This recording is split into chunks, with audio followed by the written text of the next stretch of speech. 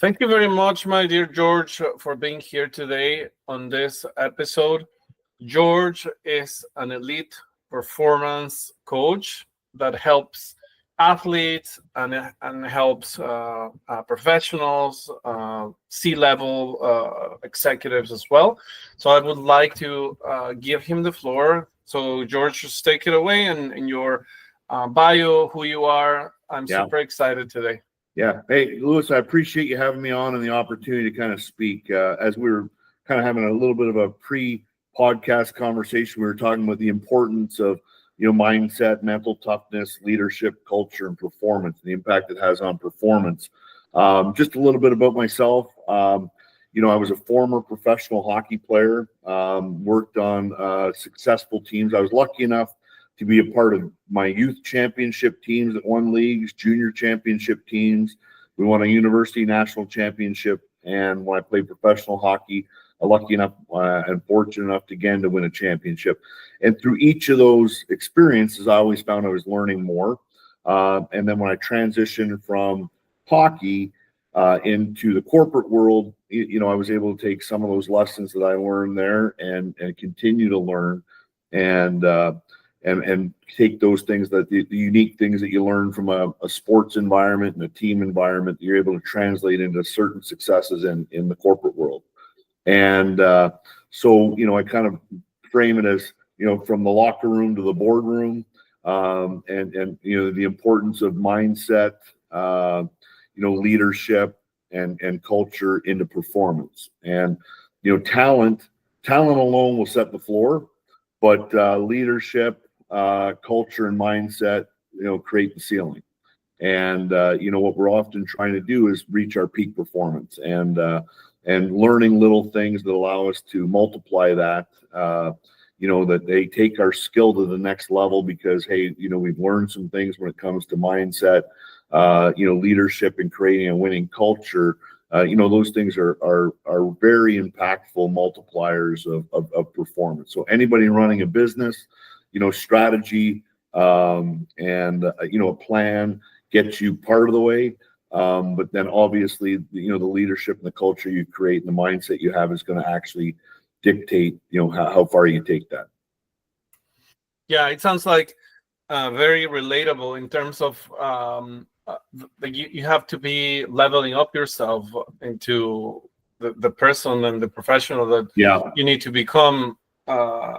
So we can have the best ad strategy, we can have the best goal planning or goal setting, whatever. But if you are not the person that needs to be, like, you're not going to get there or reach your goals. And you were also mentioning pre-recording that you uncover some of the problems or some of the things that or flaws that a system could have by just talking to a person and knowing a little bit about them. So how do you go to know what are the things that the business owner has to work on with an intro? I always talk to people, right? Businesses usually have a product or service or something that they're offering. And two businesses could offer the same service or the same product, and one is more successful than the other, right? And you say, well, hey, it's the same. It's an orange over here and it's an orange over here. Why are they buying the orange from this person or this company rather than the orange from ours? And generally, it goes down to leadership, culture, and mindset. And I always talk about how those things are multipliers into performance. And generally, it starts to affect execution, right? So I can have a strategy or a plan how I want to get from point A to point B.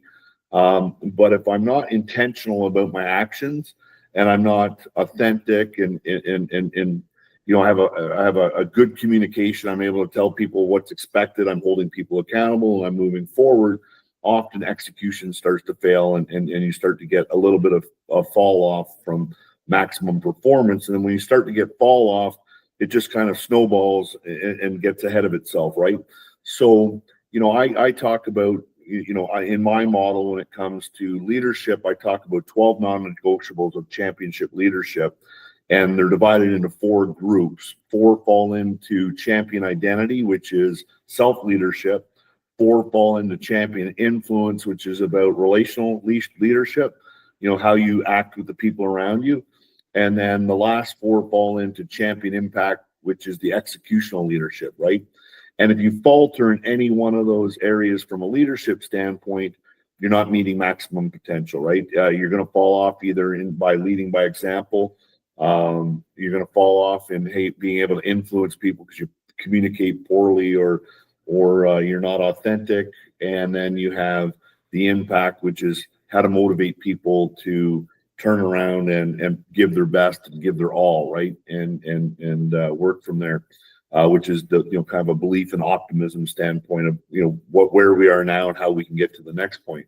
So that's kind of my philosophy, and it really all starts with mindset. The same mindset you need to be a champion athlete is the same mindset that you need to turn around and be a champion in the office, right? You have to become resilient. You have to be motivated. You have to be focused. So there's a lot of parallels between, a champion sports team and a champion organization. That makes sense. And do you find executives, let's say that you, at some point you are with an alpha as well. You're an alpha. Yeah. You're laughing. You're laughing already, because sometimes these individuals they are like the CEOs, like the C level, whatever. So they, in order for you to help someone, they need to be allowed to be helped. So how do you come on those conversations so that they can just let go and say, yes, George, I'm going to do what you say and follow your process and whatnot? It's funny because now I just label myself as a leadership, culture, and performance coach, advisor, consultant. When I was originally doing some stuff, I started out doing business consulting, and I would come in and people were like, hey, we're not expanding at the rate we did, or ever since we hit expansion, some things started to falter. Once I started to give up some responsibility, we're not hitting our marks anymore. And it's funny because when I came in, it wasn't necessarily the strategy. It was generally the execution. The execution started with leadership, right? So now you're talking to these people that have built a business and invested a lot of time and energy. And now you have to have a conversation. Well, it's not the strategy, it's you. And that's a difficult conversation to have with people, because a lot of people don't want to look in the mirror and have that conversation. Well, how could it possibly be me, right? I built this, and I'm the expert, and I have all this knowledge. And so it becomes difficult, right? So this is why, when I get into this conversation, I always get them, we kind of find a mutual ground to agree on, which is, hey, if you want to be a leader, first you have to lead by example, right? And generally we start with that conversation and we find agreement. And then we talk about self-awareness and emotional intelligence, right? So, and getting to that self-awareness part is the difficult part, right? Where people give you an opinion of, where I think I am. And then you find out, well, hey, and here's where the gaps are, right? So you think you're doing this, you think you're leading by example, but the people you're leading don't necessarily think so, right? You think you're being authentic, and the people that you lead don't necessarily think so. So there ends up being some gaps in your self-assessment and what others think.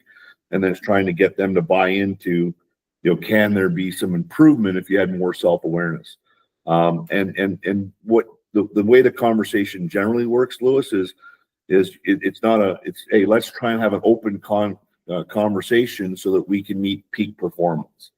And if you align with me on the fact that, yes, I want to be at peak performance, then hopefully we can get you to be open-minded to anything that it's going to take to reach peak performance. And it really starts with that self-awareness and building self-awareness. Here's where I'm at today. Here's where my team is at today. Here's where my company's at today. And here's what we need to do to kind of improve it and move it to the next level. Because a lot of alpha leaders, a lot of people that start something and are great getting things off the ground, and a lot of that is because they're willing to put a lot of time in, willing to give a lot of effort, and invest a lot in making it happen. The difficult time comes when, hey, I've got to now relinquish some of that, empower other people and let them do their job. That's generally where that breakdown starts. Right.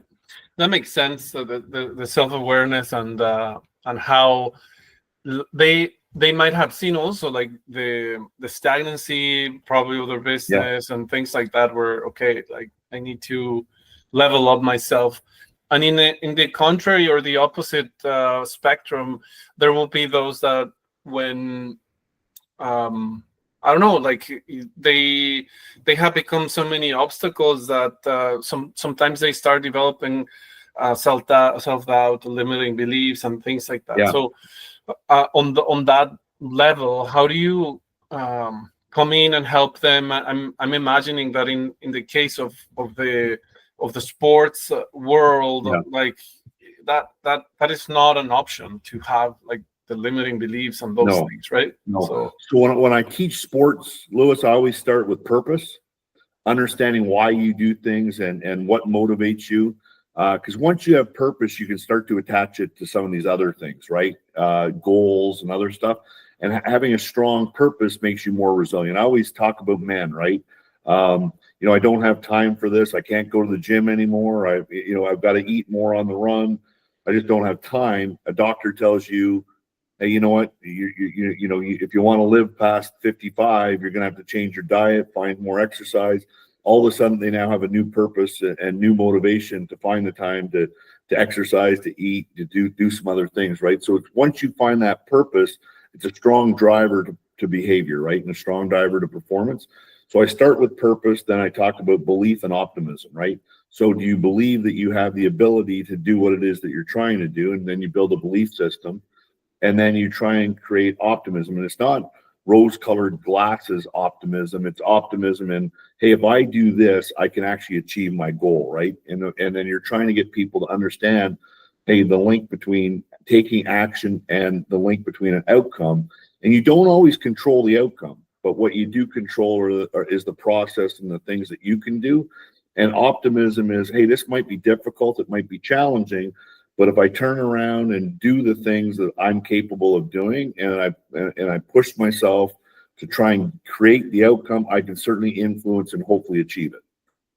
And once you kind of build that system, you're going to start building resilience. You're going to start building motivation. You're going to start building focus, and all these other things, and also become more confident and less doubting. And as a result, performance increases. Right. And it's the same thing with executives. Having to make decisions, big decisions, or decisions that kind of will change the direction of the company, right? And a company is always challenged with having to grow, right? So companies, if you made $1 million this year, $1 million next year is not good enough, right? You got to now make two, and you've always got to be in a position of growth, which is where I kind of push this 1% rule, which means every day we're looking to get 1% better, and we're never capable of finding that last 1%. So the final 1% is always out there, and we're always trying to achieve that last 1%. And what that ends up focusing people on, Louis, is small incremental improvements that compound over a long period of time and have huge impact, rather than always trying to look for the home run, right? So you're just trying to find ways to be better every day. And that goes for individuals and goes for a company. And if you can make yourself and your company 1% better every day, ultimately you're going to start to reach your outcome goals. Mm-hmm. Yeah, that makes sense. And I was listening to a podcast the other day in which that's one of the things that they were saying, finding the edges. Like there's people that are morning people, there's people that are like night owls. So you need to make sure that you are in your peak performance when those times are the best for you. And when it comes to what's your favorite author, like on this term, like the mindset? I'll share you mine, who is Tim Grover, obviously. Yeah. The relentless. Yeah.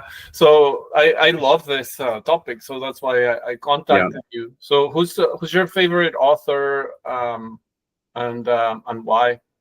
So I've started to do a lot of listening to and reading from Simon Sinek. Yeah. And I like Simon because he does talk about the purpose, but he is also an optimist, and he's very real with just kind of the reality of mindset, right? Over performance. So I enjoy a lot of what he talks about. I've learned a lot just listening to him. And of course, the other there's a bunch of people that I listen to, right? And I always take little bits from different people. He's just the one that happens to stand out because really it was about 10 years ago, and I was preparing for a presentation that I was doing for our company, Payson Systems, and I turned around and discovered his why conversation. And I don't quite use it the same way that he did in the speech, but it actually applies to everything that I do. So everything I do, I always kind of draw the same type of circles, and you're trying to bring people to the middle of the circle and start with why. And that's become a big impact on what I do. I also like James Clear. James Clear's Atomic Habits. Atomic Habits, and the Atomic Habits. A habit starts out as a goal. Successive habits, set a routine, and that routine becomes, part of who you are. And then it's a matter of, habit stacking good habits together and getting rid of the bad habits. And, I think that goes back to, hey, if we have a bad habit in our process or whatever we're doing, let's look at it. So it extends just beyond the individual, and you can take that same teaching and apply it to a bunch of different areas within a business, within a culture, within, just even with yourself, right? Yeah. So those are aligned with the purpose mindset, and also the edge, right? So James Clear and Atomic Habits, for sure. That's a huge one for 1% increments of. And I kind of took his 1% philosophy on Atomic Habits and brought it into the business world and said, as a leader, I should be looking for 1% improvement every day. So what's my action today going to be to make sure I'm driving my company forward, right? And it could be something as simple as changing meeting structure. It could be something simple as changing communication style. It could be something as simple as moving something somewhere else on your schedule, right? There's just different little things that ultimately provide improvement. And, when I was at one of the companies, I helped them create a continuous improvement and innovation part of their business. And at the end of the year, I came back and I said, okay, so how are you doing on this innovation and continuous improvement, thing that we talked about? And they had 48 new innovations. Now, I wouldn't say they were groundbreaking, but it was just simple, small things that helped their technicians do their job better. And as a result, their technicians were able to take on more work and actually find themselves with more time. So their technicians were able to do more work in less time, which created more money, more revenue, more margin for the company. So that thought process, when applied, can have huge impacts. Yeah, and that's the great thing about the self-improvement. Like you, George, took all these different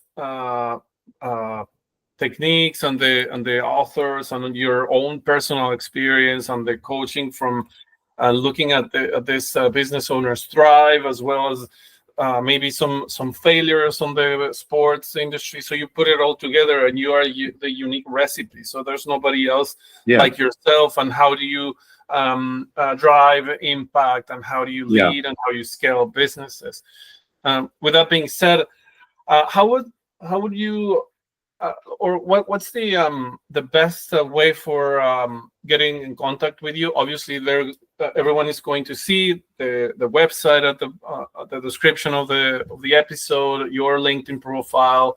But what's the best way that someone can get a hold of you in case they need to? So the email that I'm providing everybody is george@georgedupontleadership.com. That's the best email to get a hold of me.